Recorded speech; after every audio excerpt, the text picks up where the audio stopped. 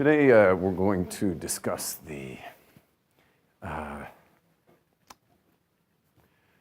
about our two lives that we live. Every person lives two lives, a double life. Yeah, now I know what you're all thinking.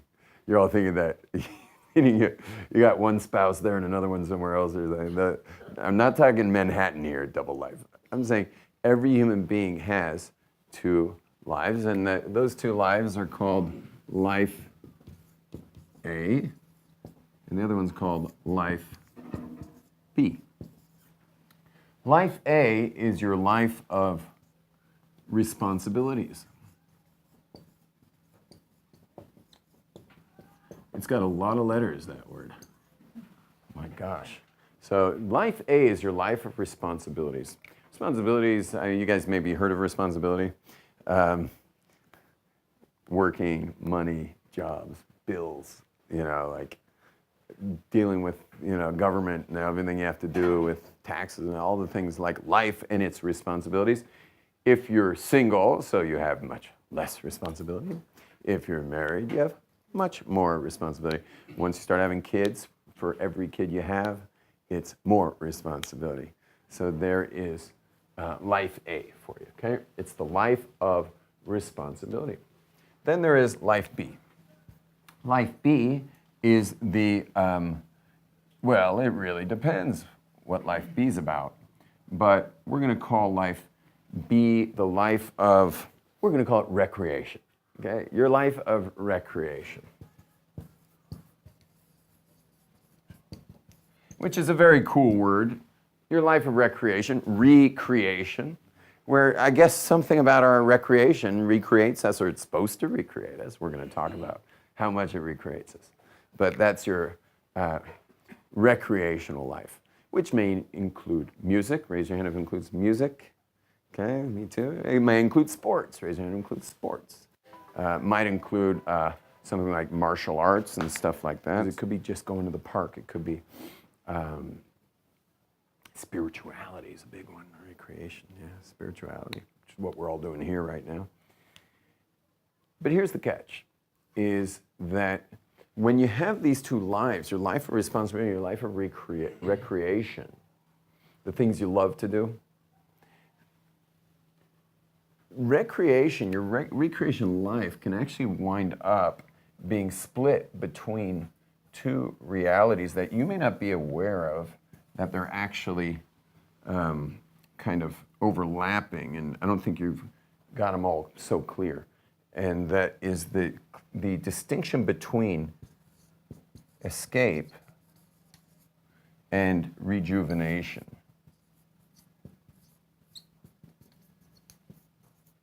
Escape and to rejuvenate. Okay, those are very different realities. So you could be playing your instrument and like totally escaping reality, or you can be playing your instrument and re-energizing for your life, like getting back into your life. And you have to think about it, like what is my time away from my responsibilities? What's it really about? Let me give you the sign of how you know if you're rejuvenating or you are escaping. When you're in escape mode, your responsibilities look more and more like monsters, okay? When you're in that escape mode, it's just like, it looks like this, like that, your responsibility life. In fact, your spouse and children might start looking like that. I remember this lady said in one of my seminars, she said, and she was talking about her 3 children at home. She was like, and there are these people in my house. I'm like, the whole seminar just went like, whoa, like, did we just hear a mom call her children these people? And of course, me leading the seminar, like, okay, there's gonna be a lot of work here, working on this situation. So, you haven't watched your phones, please? Mine too. Escape means the world of responsibility looks, so life, when I'm in life B, life A looks scarier and scarier, and I'll actually push it off. I'll start procrastinating. I'll start like totally avoiding my life A, in order to just stay in my life B and just turn off life A. That's one. Another thing is you can't avoid life A. I mean, you do have to come home eventually. You got to pay the bills eventually. You got to pay the parking ticket eventually. Raise your hands if your parking tickets usually get an extra fine on it before you pay it. Anyone around here? Yeah, okay, us three. You also? No? So the three of us. Sometimes I pay that fine and I'm like, and the lady's like, because I'm a very chill kind of guy and stuff. And the lady's like, why do you look so happy when you're paying a fine? Like you have to pay another, double. And I'm like, lady, do you know how much people pay me to learn how to be as relaxed as I am? Like this is how I make my living. Everyone wants to know the secret to being like this chilled out, while maintaining, like I'm a busy person. I'm maintaining a lot of stuff, but I'm always very chill. And so sometimes it might mean a little extra money on a parking ticket, but it's a pleasure, Here's the money. So, but you'll notice the other side is when you have to re-engage with life A and your responsibility, because you can't avoid them, you gotta go home eventually. You daydream about life B. You're not even there. When you're in life B, over here, you're actually in life A in your mind and your heart. You're not even really present because you're just dreaming about when do I get to go back to my life B. So you're really always in life B. When it's escape, you're always in life B. Even when you're in life A, you're not really there. You're just trying to get back somehow to your life B. And when will these people leave me alone? Whether it's the people at work or whether it's a sibling or parents or whoever these people are. Or when will these bills leave me alone? Or whenever these, whatever all the responsibilities, when will my work, when will my employer just leave me alone so I can get back to my beer?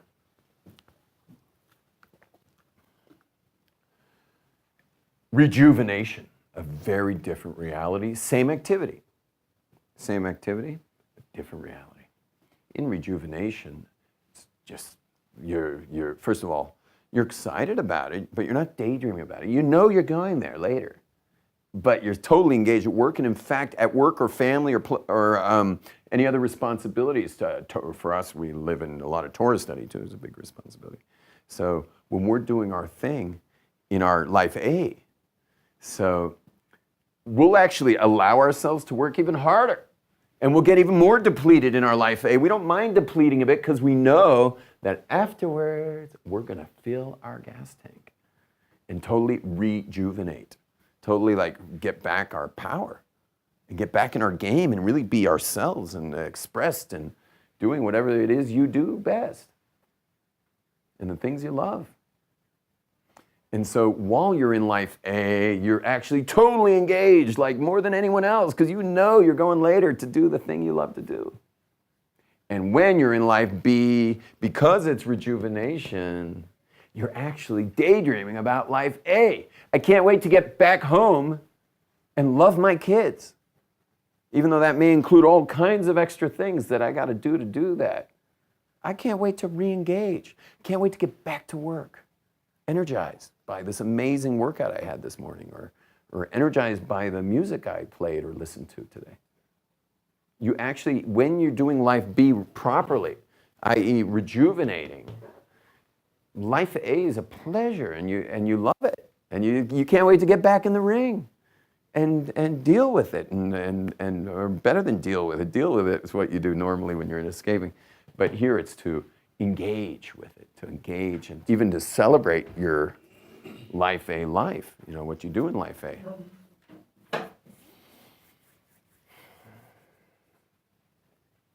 So you see that the life B, your recreational life, it's you start to realize, whoa, what is it all about?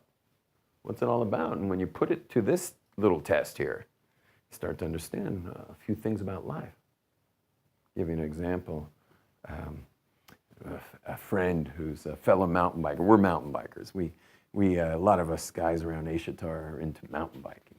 And it's a very rugged sport, quite addictive. There's something amazing about it. I mean, you just like, your blood's pumping through your veins, your sweat's dripping down your body, using all these muscles. See, road bikers, they use their legs. They spin the wheels. Mountain bikers are just like,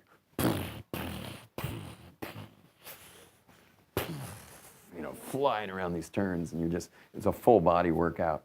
It's very exciting. You cannot take your mind off the trail for a second. Take your mind off the trail for a second, it could be catastrophic. And so we're really into our mountain bike. So a friend of mine's a mountain biker. And every time he wanted to mountain bike, he always got a hard time from his wife. He had a lot of kids. And, it was like, she would just be like, honey, we got what to do here in the house here. We need you. And he's like, dear, I've got to go ride. I'm going riding. Do you know where my jersey is? We wear these sweat wicking jerseys. So, you know where my jersey is? And she's like, I don't know. Check the laundry basket. He's like, laundry basket? I put it in front of the washing machine 2 days ago. Like, where is it? And she's like, I don't know. Go look in the laundry basket. He checks the clean laundry. It's not there. He goes into the dirty laundry. He starts digging through the basket. He's like, oh, no. He finally finds his jersey. He pulls it up, and it's stiff from the salty sweat. It's in the shape, flat. He's holding it like this, but it's flat. His whole shirt is flat from sweat. He gets his shorts, the body armor shorts, with the full body armor, pulls them up. It's the same deal, yeah. And he's like, he brings them out to his wife, and he's like, honey, how am I supposed to go riding this? Stuff's got like algae on it, it's growing. How do you want me to ride? And she's like, sorry, honey, And then anyway, so whatever, he puts on some other pair of shorts, forget the body armor, finds a t-shirt, puts on a t-shirt, and he's heading out with his bike. And then right as he leaves the door, his wife says the words that no mountain biker ever wants to hear. Anyone want to guess what those words are? It's 5 words. Begins with the word when. Okay, when are you coming back? When are you coming back? It's like fingernails on a chalkboard for a mountain biker to hear those words. And of course he turns to his wife and he says, never. Out the door. And he's out there and he's riding and riding. These are the wheels, but he's riding on the back wheel. He's riding. And of course he's thinking about what a monster, and the kids, the monsters, and the works, the monsters, and riding. And then he's realizing, guess dinner's at 6:30. Right now, if I headed home, I could probably get there by 7. But oh, do I love this loop over here. I'd love to just get this loop in. I bet I could get this loop in 20 minutes. I know it's usually 40, but I think I could do it in 20. And he takes a 40-minute loop, which he cannot get done in 20. But where is he, guys? He's in escape mode. And so he heads down there. Now, what do you think's going to happen when he gets about 20 minutes in to that trail? What's going to happen to one of the tires at that point? Probably going to pop, which is going to be a good 10-minute trail side repair. Or any other kind of thing might happen. And why does that always happen? And the answer is, this is a separate subject, but when your wife doesn't bless something you're doing, it's finished, okay? You ever notice that with your mom? You ever notice when you were a kid and your mom said, don't do it, don't go, and then you went, and it just told, you couldn't have had Murphy run this show better than, Murphy's Law just took full effect from then on. I've had rides where, I'm out riding, everything's going wrong, and I call my wife, and I'm like, I just call her in the middle of one of my repairs, and I'm like, honey, were you happy about me riding today? And she's like, actually, I wasn't. I had no idea you were even going riding. I just came home and saw your bike was gone, and, your gear was out of the house, but you forgot that we're going to a wedding, and you're supposed to pick me up for this wedding. And I'm like, what wedding? And she's like, it's a long story, but we're supposed to be going to a wedding. It was my cousin's wedding. And I forgot to really talk to you about it this morning. And I'm like, can you bless the rest of my ride so I can at least get out of this canyon before I get attacked by Arab marauders or something, just bless the rest of the ride so I can finished fixing one tire after the other. And she's like, you're blessed, you're blessed, you're blessed, you're blessed, you're blessed. Just get home. And I'm like, immediately fix the tire, turn the bike around, and head home. Because for those of you who've noticed when your mommy didn't bless something, how everything went wrong, so it transfers to your wife later. This is for the men. And for the women, if your husband's out doing something dangerous and you didn't want him to go do it, bless it anyway and just nail him when he gets home. Okay, bless him. Because you don't understand the powerful impact you have on a husband's activities when he's out doing something you'd rather he not be doing. Now, of course, if he's doing something he really shouldn't be doing, yeah. So he's being a bad boy, so then you shouldn't bless it and let everything go wrong. Now, but if it's physical danger, your husband's going skydiving, and you're like, no, and then he of course is going anyway, and you're like saying, no, don't go, so definitely just say like, go, I'll pray for you, Now, anyway, so what happened was he comes home, and his wife has a talk with him. And she says, I just get the feeling that when you go mountain biking, you're escaping me and the kids. And it doesn't feel good to be what you're escaping. And so at that point, my friend, he says to her, I'm not escaping you. Full denial, at which point he came to talk to me, that night. He came over, we had a beer, and he was explaining, he's not escaping. And I'm like, oh yeah? Anyway, in the end, he admitted it. He was escaping her and the kids and everything. And what happened was I taught him this little trick, because this is a little trick. Everyone give a snap. Together. Some things in life are just a snap away. And a lot of them are these kinds of distinctions where you just give that snap and you can make a switch. And he did it immediately. He just made that switch. He realized, you know what? I'm escaping life, and I'm not only escaping life, I'm escaping wife, I'm escaping work, I'm escaping all kinds of things. And I don't want to live my life that way. I want to rejuvenate. Everyone say those words. I want to rejuvenate. I want to recreate. Once you go into that movie, everyone give a snap. Give a snap. I'm going to recreate. I'm going to rejuvenate. Give a snap. Okay? And it shifts for you. You can actually shift it on the spot. Now, you might have some deeper work you got to do on the whole, what's your whole issue with responsibilities, and what was dad like, and what was mom like, and we can put you on a couch for that one, okay? But anything short of putting you on a couch, usually people get this in a snap. One more snap, okay? And so he got it in the snap, literally the snap. A month later, he comes back to me. He says, you got to come to my house. I went to pick him up to ride. He says, first come in my house. I go into his house. His jerseys are like perfectly folded and in the neatest stack you've ever seen. He's like, look at my jerseys. I'm like, it's amazing. He says, come into the kitchen. I go into the kitchen. His wife is filling his water pack. Never happened in history. Yeah, his wife's filling his water pack. And as we leave the door, and he's coming out with his bike, as we leave the door, she says to him, have fun, do all the riding you need to do, and we'll see you later. What? Once she was someone who wasn't being escaped, and this is the next level of this, is no one wants to be who you're escaping. You don't want to be that. Any of us want to be what people are escaping. You want to be a boss. I mean, you're going to be, you'll probably be a boss of a lot of you just because you're Jewish. Just kidding. I'm kidding. But when you're teaching in school, you're an elementary school teacher. When you'll be teaching in school, you don't want to be escaping anyone, and you don't want anyone escaping you. It's just not the life you want. It's not good.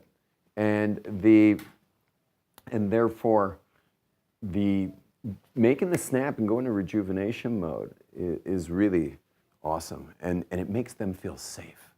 It makes the spouse feel safe. And my friend, I've always noticed, he never takes that extra loop. Ever since that day, he doesn't take the extra loop. He's not always on time, but he's never like crazy late. His tires generally stay with air in them. All his bike parts seem to work now in perfect symmetry and, in precision. He's blessed. He's blessed because he lives in the rejuvenate world. Okay, we're clear? Now we're going to add one more layer to this, and that's the layer of psychoactive escapes. psychoactive escapes, you'll often notice that people will escape with a psychoactive element to their escape. Some use alcohol, most use marijuana, serious escapists use marijuana. But there's the psychoactive element of escape. It's dangerous. See, escape when it's music, escape when it's spirituality, or it's some other creativity, or it's sports, or when it's that kind of escape, everything's cool, more or less. Meaning nothing is cool as far as what we've described, but you're not going to get horribly messed up. When you get a psychoactive element to it, it creates a fissure in your relationships, especially marriage. It creates fissure in your intimate relationships. Why? Because when you're in escape mode, because of the psychoactive element of using whatever the mind-altering thing is, your mind's now not in the same place as this other person. See, in intimate relationships, the more you're together, the more you're growing together, the more you're living together, the more you have common goals, the more you're seeing life from the same lens as much as you can, the better. And this is one of the reasons, parenthetically, why it's so important to discover what your life's about before you get married. Because you want to marry someone who says, I think that's cool. Whereas if you think you're going to get married and later find out what your life's about, you won't. You'll avoid finding out what your life's about because it's just too dangerous for the marriage. You understand? Because your spouse could say, I didn't agree to this. Like, what is this? And you're like, I found my calling. And your spouse is just like, what? What calling? You know? And but that's not our subject. I know everyone just got interested to hear about that, but that's not what we're discussing. What we are discussing is that in marriage, in all intimate relationships, the idea is common goals, common direction, a common headspace. Okay, your spouse should be able to finish your sentences for you. If you say, hey, mama said the way you move, she should be able to say, gonna make you shake, gonna make you groove. Yeah? So you and your spouse should have like, you should be finishing each other's sentences. You understand? But the problem is if that escape mode's not just riding that mountain bike or playing the violin or doing aerobics or yoga, but the escape mode is psychoactive. So now the meeting of minds that you started with no longer exists. And now there's no more meeting of minds. And it just keeps fissuring and fissuring as it goes more and more separate. Is that clear? So the psychoactive element is very, very dangerous when you have a psychoactive element in the escaping. It fissures. Now, someone might say, well, what if you do it together? What if you drink together? What if you smoke together? What if you, whatever together? Oh, that'd be wonderful, except that, what happens? You're escaping together. Well, it's going to still have all these issues, but it takes away a bit of the fissure, right? Wrong. Guess what? It could work. Potentially, maybe, hypothetically. But the problem is that, I mean, this may sound like a foreign concept, you guys, but women do get pregnant. And when they do, they generally do not ingest things like alcohol and marijuana. And so he's like, hey, I'm not pregnant. Let's party. And she's like, she doesn't realize what the problem is. So she's like, hey, you're not pregnant. You party, I'll watch. Or you go party with your friends and I'll stay home and we'll talk later. Or whatever. You see what happens? Okay? And now the baby's finally born. You're like, let's party. And she's like, I'm nursing. I don't want to feed this baby anything but purest milk there is. This precious child. Nursing. I never thought about that. How long are you going to be nursing? And she's like, about a year. A year. So he's like, I'm not nursing. She's like, yeah, you're not nursing. Go ahead. Have some fun. Separate worlds happening now. You get what's going on here? Very, very dangerous. Separate worlds for the spouses. Not a good thing. not a good thing. And depending if you're either an Orthodox Jew or Catholic, what do you think might happen at the end of the year of nursing? She becomes pregnant. Again? I had a student who a very rare thing happens. Usually, we don't have to discuss the use of marijuana at Eshet Torah because it just goes away. People want Torah. They're here for Torah, the fire of Torah, not the fire of marijuana. It's the fire of the Torah, yeah? What you want to light up here is your soul, yeah? And so so here what people are lighting up is the soul. And what happened was one student, I almost never saw it, in over 20 years here, I never saw it. One student just kept smoking all the way, even though he was becoming quite a scholar. Rare, you never see something, but he kept smoking. He gets engaged. I sit him down. I said, listen, you're the kind of guy who's going to keep going after you get married. And mark my words, you've got to stop now. You can't bring that into your marriage. And he says to me, okay, Rabbi, thank you for your advice. And I knew it fell on deaf ears. He was not listening. 3 years later, he comes to Israel. I see him. I'm like, hey, how you doing? Give him a hug. What's up? He's like, I was almost divorced about a week ago. And I said, you're kidding. What are you doing here? He says, well, right before we did the divorce papers, I realized what you had said to me. I forgot totally what you said to me. And the day before we're doing the divorce documents, I realized what you said to me. And I kept smoking the whole time. And so I told my wife, we may still be getting divorced, but I'm going to Israel for 3 weeks. And he flew out that day, he came to Israel, and he went back to the study hall just 3 weeks, because he was a businessman, he was in business, he couldn't be here more than take that much time. And he purified himself for those 3 weeks, just got it all out of his bloodstream.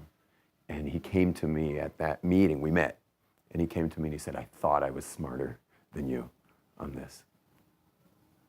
And I'm not. And I'm going to divorce my wife. One more sec, he goes back after 3 weeks, gets back together with his wife. I didn't see the guy another 10 years. I didn't know him that well. It was a guy I noticed in the years here. So comes back 10 years later for the bar mitzvah of his boy with all these little kids in tow. And it was so beautiful to see this experience. They were so connected. The husband and wife were such a match, such an awesome match. They were so clearly soulmates. The beautiful family and trail, the bar mitzvah boy, who would have been otherwise the son of a broken home. And so that was just in these details. You had a question? Yeah, did she know once she got engaged to him? No. Yeah, she didn't know. You can do that for she did. It's an interesting subject. An interesting subject of letting people know what's up. It's really important that you disclose everything to someone you're dating, except for obviously your past with other people, and you don't bring up your intimate past. That is erased. Yeah, every person you date to marry, you have a total erasing of your past, your intimate past.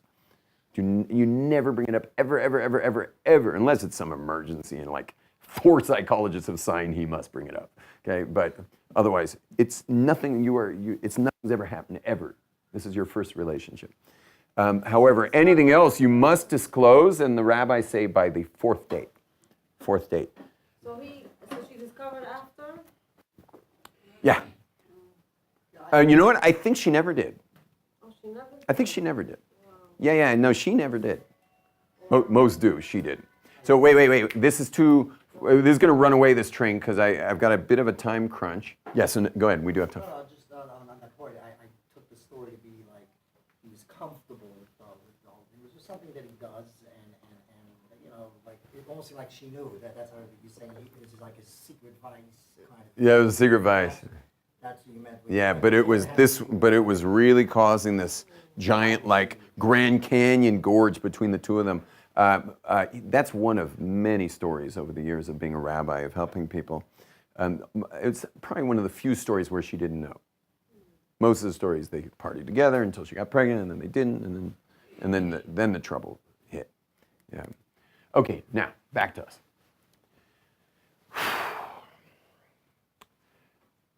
Victor. Is there any way to use it as to rejuvenate yourself, like once a year or something? Like you don't do it every day, but This is not a class on marijuana. No, let's go back. I want to go back to our subject. So the next thing that I'd like to bring up, because in the end, could this class have been taught anywhere? Do you need to be in Jerusalem hearing a Hasidic rabbi talk about anything I've talked about so far? Think about our subject so far. No, this so far is totally unrelated. Let's Jewify this whole experience and start to understand something that I think you'll find fascinating. And I find it fascinating. Something really amazing. Imagine that I am well, first of all, you guys are all somewhat initiated. You're here in Jerusalem hearing this class, looking at a guy like me. Do I seem like I'm living a life of pretty heavy responsibilities? What do you say? Heavy responsibilities? Yeah, like praying 3 times a day, mikvahs in the morning. Every morning I go for my ritual bath. Okay, that's fun. But every single day, the same exact prayers, dietary laws, extreme regulations on our day of rest. Everyone thinks our day of rest is like, with a daiquiri with an umbrella in it or something. It's a lot of restrictions. There's a lot of different kinds. I mean, let's just get this clear here. How many laws are there in Judaism? How many laws are in the Torah? 613? Wrong. There are 613 hyperlinks. When you click on one of the 613, it takes you to another website that explains how to do that particular commandment. Now, the most famous rabbi, whoever really listed all those commandments in tremendous order, was the Rambam, who lived in Spain, and then Egypt, and then Israel. The Rambam listed all the actual laws of how to fulfill all the commandments. And guess how many it comes up to? 55,000 laws. Whoa. If that's not a proof, by the way, of Mount Sinai, nothing is. Nothing is. You know why? Because no one would ever do that. No one created, a man-made religion would never, ever, ever do that. You have to have one cataclysmic, amazing, crazy, THX surround sound, OmniMax, 3D LSD, blow away experience. And then you can ask someone to do anything. Then you can ask for 55,000 laws. Without that, no 55,000 laws. No one would ever do it. No one would ever keep it. Forget it. It's just too much. It's ridiculous. I mean, there are more laws in those black boxes we wear. Anyone saw the black boxes? Yeah. These things we strap ourselves down with. Yeah, black boxes. There are more laws in that one commandment of the black box than all of the world's religions put together. Times, I don't even know what. And that's one of 613 commandments, all of which you can't really understand without the oral law, which breaks into, as I said, 55,000 laws. That's, again, this is like a backdoor proof of Sinai, because you could never have gotten it started without some amazing blow away experience. And then you're like, okay, what do I got to do now, God? And God's like, it's going to be a long discussion. Long discussion. But if I can give it, since we spoke about marriage, I'd like to give it maybe a little bit more understanding. And that's that when you're dating someone, you have a girlfriend or boyfriend, it also has its rules. But you better not have a lot of rules, or else what? You gonna get dumped. Yeah, they'll move on. If you got too much liability, being in a relationship with you comes with too much liability, after a while they're just gonna get tired and go. Yeah, the beauty of marriage, the amazing thing of marriage is it has lots of laws, but it's got an insurance policy. You wear it right there on your wedding finger. It's got an insurance policy. You're protected. You're cared for. You're committed, but it comes with a lot of rules, but it shows. But it's also a lot more intimacy. The more the intimacy, the more the rules. The less the intimacy, the less the rules. So in marriage, it's full disclosure. Full disclosure. You are allowing your full vulnerability in marriage. And boyfriend, girlfriend, you expose what you want to expose, but you keep your cards somewhat close to the chest at the same time. It's not that full exposure where you just put your cards on the table like marriage. You just really put the cards out and you fully expose yourself to that person. But when you do full exposure, it comes with a lot of rules. Well, God, if you didn't notice, is a little hidden, you know. Where are you, God? You know, God's totally hidden. It's not full disclosure here. And so there's only so much people are willing to do for God, isn't there? And when you don't see God, how much are you willing to do? What are you willing to sacrifice for a God you can't even see? Answer, not much. You know, okay, I'll try to believe in a higher power, you know, but it's real nebulous and it doesn't have any rules and there's no do's and don'ts in that. But with a full disclosure experience like Sinai, which is really the pinnacle of the Torah, it's like the main climactic moment. In that climactic moment of Sinai, you see the very next chapter is called Elo HaMishpatim. Mishpatim are the laws. These are the laws. You want to keep this intimacy? You want to watch intimacy grow? You want to protect your heart and your love and your connection with God? Well, it comes with fences of intimacy. It comes with laws. It comes with do's. It comes with don'ts. This is what you should do, just like marriage, things you should do. And it's got don'ts, what you shouldn't do. And therefore, anti-Semitism. We're living in, probably in all our lifetimes, from looking at your ages, we're living in the most extreme anti-Semitic period of our lifetime. And do you think it's going to get better or worse? Doesn't look like it's going to get better. Probably going to get a lot worse. I missed the segue there. Well, this, you'll see, there was no segue yet. But it does segue straight into anti-Semitism because because the Gentile nations are like God's girlfriends, so to speak. They never had a Sinai. They didn't get full disclosure at Sinai. I mean, God took the Jews out to the desert for how do you tell a secret to 3 million people? Any of you guys ever been in the Sinai Peninsula, the Sinai Desert? Whoa. Talk about gorgeous. If you ever get a chance, and especially if Al-Qaeda just gets out of there, go to the Sinai Desert. It is awesome, but it's also one of the few places on earth where you can tell a secret to 3 million people. Where you can totally expose yourself to 3 million people and give the full. It's just it's just that desolate. It is so desolate. So it is a place where you can take and have something happen that no one's ever going to know. But it created an intimacy of wife, that the Jewish people are like God's wife. And that's why Jeremiah, in his book about the destruction of Jerusalem, called us not idolaters. We were doing idolaters, but he called us adulterers. Because when we turned our hearts away from God and towards other things, it's like adultery. And that's the term when God says he's jealous. What does it mean jealous? It's he's saying, I love you. I love you so much. Stop talking to everyone else at the party. Connect to me. You know, okay, the sun, you need the sun for heat, but don't bow to the thing. You bow to me, I created the sun. God gets jealous. Especially of a spouse, though. Someone in India wants to bow down to the sun. Okay, do your, sun salutation, enjoy. Okay, God doesn't want it. It's not exactly what he wanted. He'd rather have a God salutation instead of a sun salutation. But when a Jew does it, spouse, it's wife. And you see the difference if, God forbid, in a boyfriend-girlfriend relationship, God forbid, one of them, the other's on a trip and the weeks are going by and they got a little weak and someone's been pursuing them and they fell and they cheated. Okay, so the person comes back from the trip, finds out, he's going to go drink a 12-pack of beer and wrap his car around a tree or something. I don't know what he'll do. But you'll notice that when it's a spouse, out comes the shotgun. Everybody's going to die. God plays hardball with the Jewish people because we were at Sinai. It's another proof of Sinai. Another proof of Sinai is the intense anti-Semitism that comes from the Jewish people surgically reinstalling their foreskin, meaning dropping Sinai. When the Jews drop Sinai, so what's God supposed to do? It's an eternal covenant. He can't drop it. When God promises, he has to fulfill.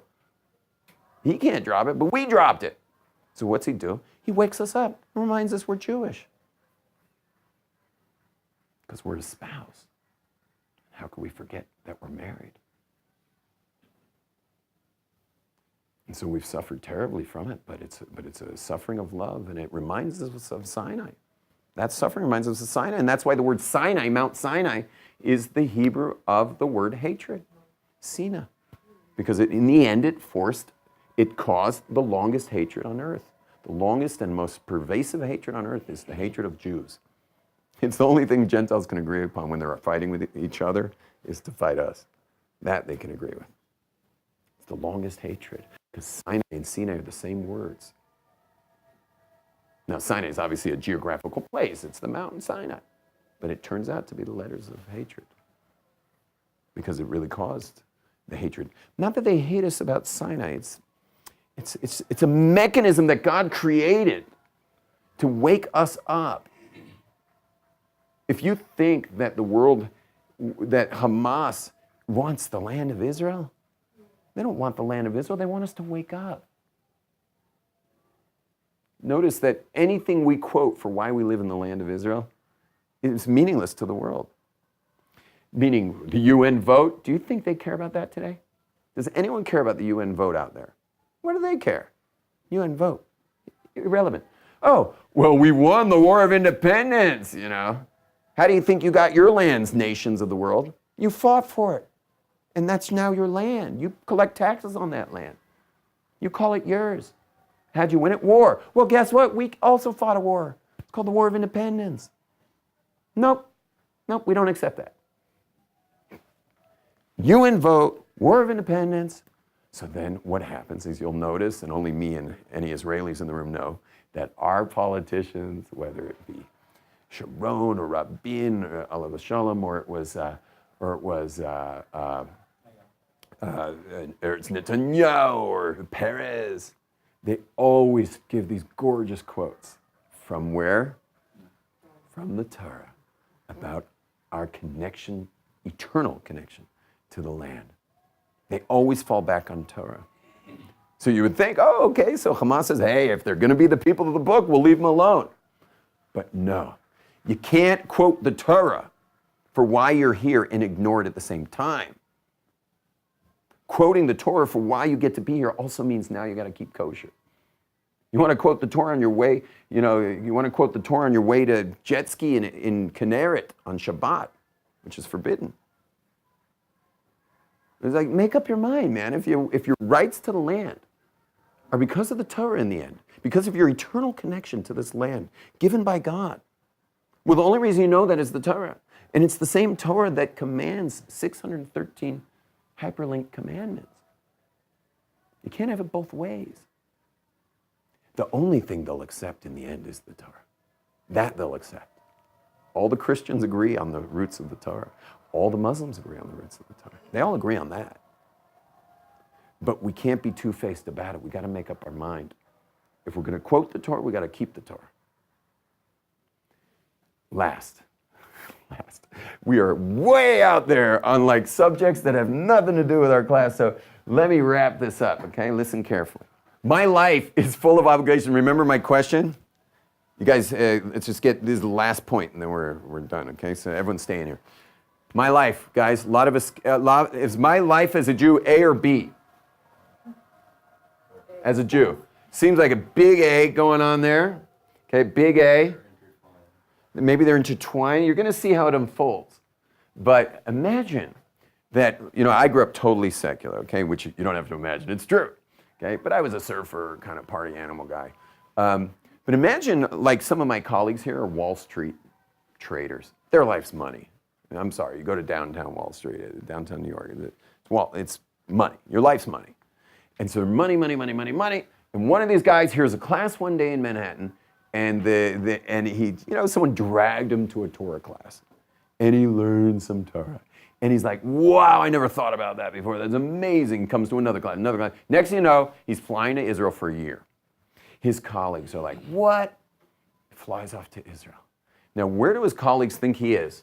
In his world of A, life A or life B? B. For sure they think he's in life B. Now, of course, what did he meet when he came to Jerusalem? He met life A, for sure, they all think he's in life B this whole time. They all think he's like on top of a mountain just going like,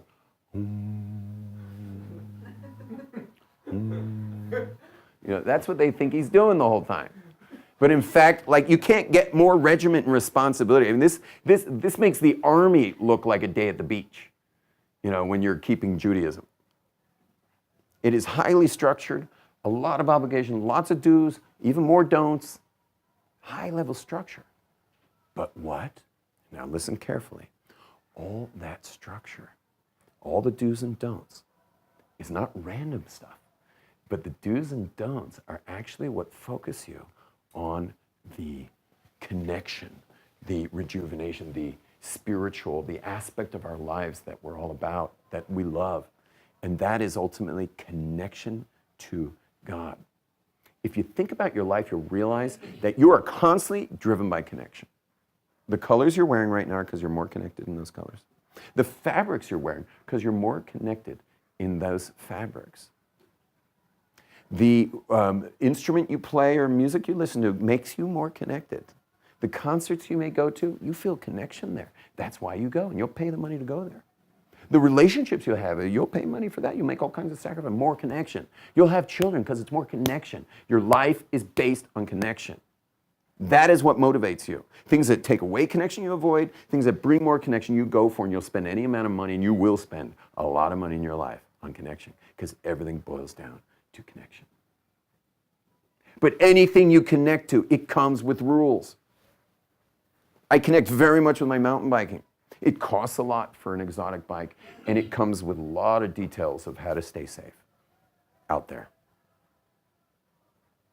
If I want to play music, I play music professionally. When I want to play a concert, there are rules. There are rules. It's called music theory, but they're rules. And I have to stick to those rules or people are going to walk out. Anytime you have connection, it's going to have the details around it. Marriage, we spoke about already.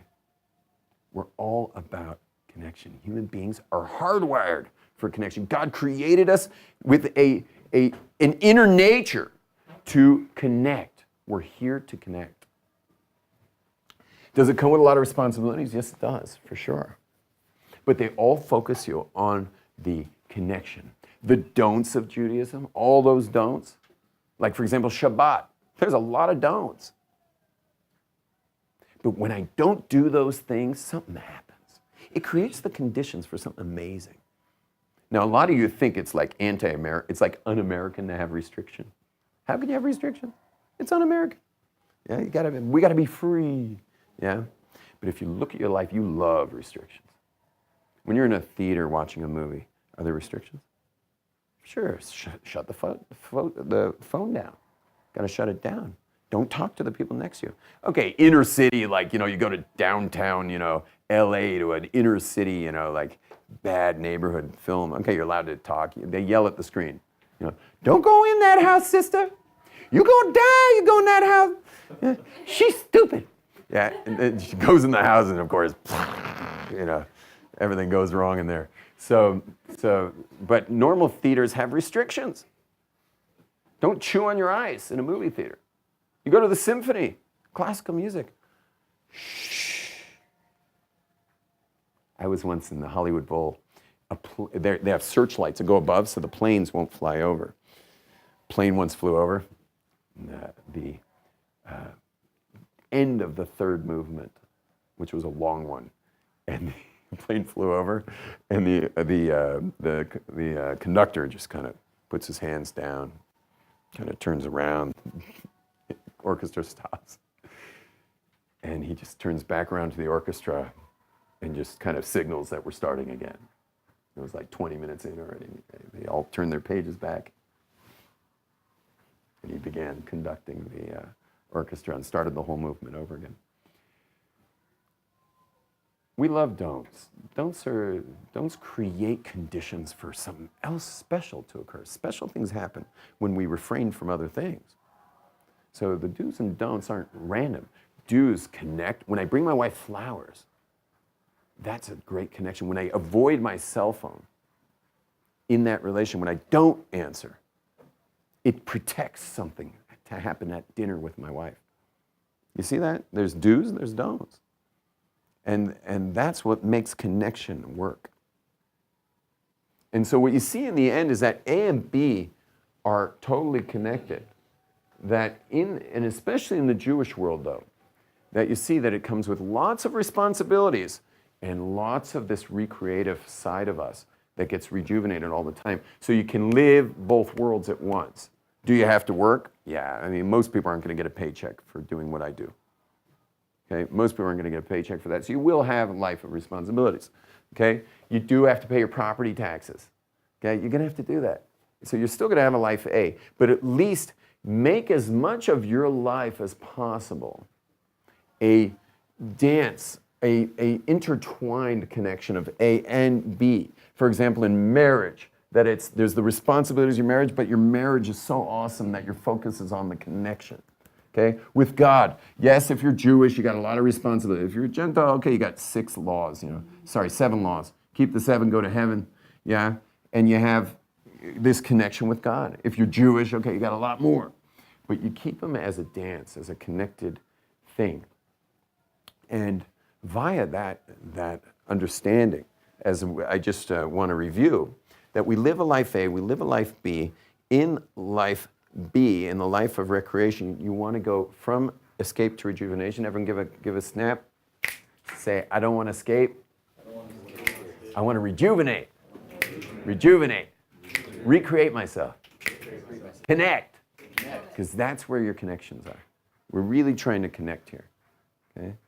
Now, the deeper the connections, the more intense the connections, the more the responsibilities will surround it. It's not something you want to escape. You want to embrace the responsibilities that surround the connections of your life. And to even take on more responsibilities, because that means you're getting more connection, which is really where we live. And so I bless everybody, all of us, that through our lives and our studies and our growth, that we really live our lives to the fullest and can really, feel, intense, amazing, passionate lives and feel that passion inside our lives. Amen.